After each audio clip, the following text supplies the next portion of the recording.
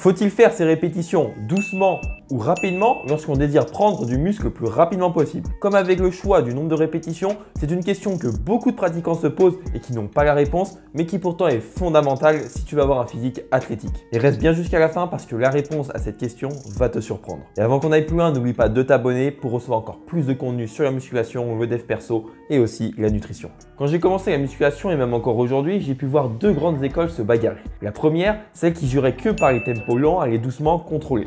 La team Nassim Saïd. La deuxième, c'est ceux qui juraient que par l'explosif, vraiment bourriner, aller le plus rapidement possible. Ça, c'est la team Jean-Ange. Et à force de me renseigner, je me suis aperçu qu'il y avait une de ces méthodes qui était beaucoup moins efficace que l'autre et qui m'empêchait de réellement progresser comme je le voulais. D'un point de vue scientifique, les études nous montrent que si on va en lent ou si on va en explosif, ça restera pareil. Comme nous montre cette méta-analyse de Brad Schoenfeld et ses collègues. Pour ceux qui ne savent pas ce que c'est une méta-analyse, c'est un regroupement de plusieurs études qui donne au final une conclusion. Donc par exemple, cette méta-analyse nous montre qu'aller lentement, donc 8 secondes pour une répétition, ou alors rapidement, donc une demi-seconde pour une répétition, entraîne les mêmes effets sur l'hypertrophie. On sait très bien que ce qui est du scientifique, des fois, n'est pas vraiment vrai dans le pratique. Donc qu'en est-il de la réalité? Le gros avantage du tempo en lent, c'est qu'on peut contrôler son mouvement et les sensations que l'on a dessus. Lorsque l'on va commencer la musculation, lorsqu'on est débutant, ou lorsqu'on veut corriger son mouvement, on va adopter un nouveau schéma moteur. Et comme toute nouvelle chose, il faut ralentir pour pouvoir bien apprendre. Et pour ce qui est des sensations musculaires, il faut savoir qu'en fonction de notre morphologie, c'est-à-dire de nos os, de la longueur de nos muscles, etc., on va mieux sentir certains muscles que d'autres. Et pour ceux que l'on ne va pas sentir,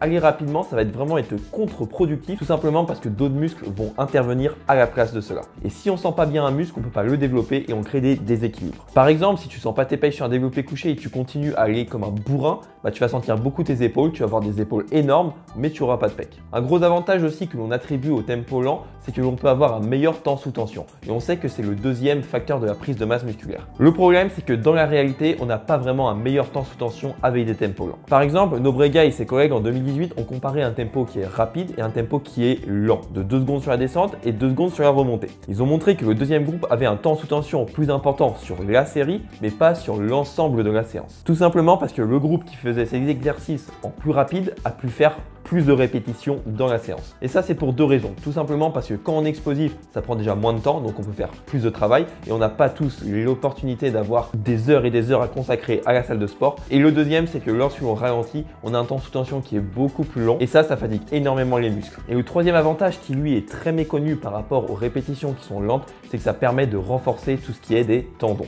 Et donc, ça permet de limiter le risque de blessure.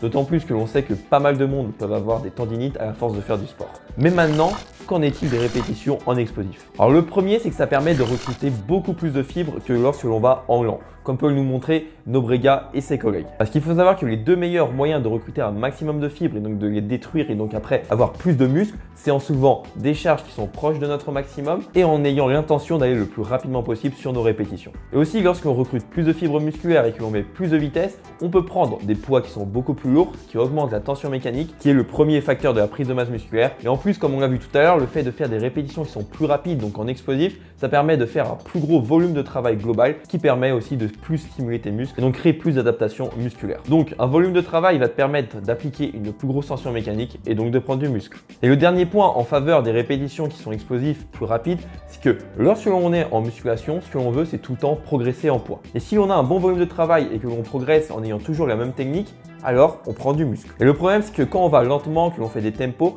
c'est qu'on ne peut pas savoir si on va tout le temps à la même vitesse. Et le but, c'est d'avoir tout le temps les mêmes facteurs pour pouvoir savoir si on progresse réellement. Parce que lorsque ça devient dur, peut-être que tu vas un petit peu accélérer ta répétition pour faire plus de reps ou alors pour valider ton schéma d'entraînement. Alors que quand tu te dis dans ta tête, j'ai l'intention d'aller le plus rapidement possible sur chacune de mes répétitions et en gardant une bonne technique, si tu progresses, au moins tu sauras que tu vas prendre du muscle. Alors que faire maintenant avec toutes ces informations? Alors avec les élèves de Body Changer, je fonctionne de la sorte. Alors si tu débutes, commence avec des tempos qui sont lents à moyens, tout simplement pour déjà avoir une bonne technique, ensuite pour bien sentir tes muscles et renforcer tout ce qui est de tes articulations, de tes tendons, etc. Une fois que tu es vraiment à l'aise avec ça, donc je dirais après 2 à 3 mois, peut-être 4 mois, tu peux passer sur des tempos qui sont beaucoup plus rapides. La règle fondamentale que je donne après ces 2 à 4 mois, c'est d'aller le plus rapidement possible tout en maintenant une bonne bonne technique d'exécution. Maintenant, si tu veux encore plus te former, j'ai sorti un e-book où tu as les 5 livres et chaînes YouTube pour aiguiser encore plus tes connaissances. Avec ça, tu vas recevoir aussi un programme prise de masse pour booster tes gains si tu es ectomorphe,